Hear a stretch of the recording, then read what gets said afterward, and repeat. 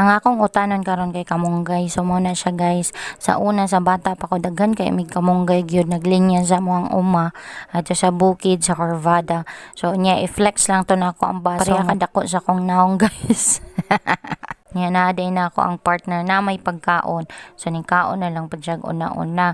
Nya kay ting paniudto naman na siya guys. Gutom naman kayo. Nya nga akong target kay mag-utan sa ako before mga unya kay nga pa may sudan, so kinahanglan hotdog na lang tong sudan before maggulay para na po ni siya panihap. Pagutom ni kaon na lang kog saging diha guys.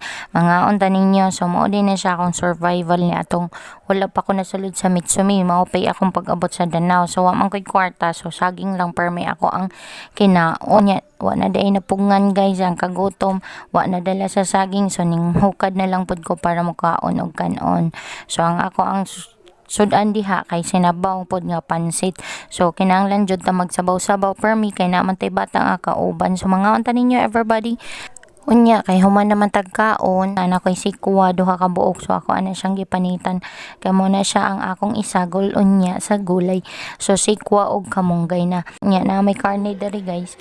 So mo ni siya ako ang isagol para naatay sabaw-sabaw niya butangan pod dato direct na og kanang gamay nga kanang pansit. So di ba?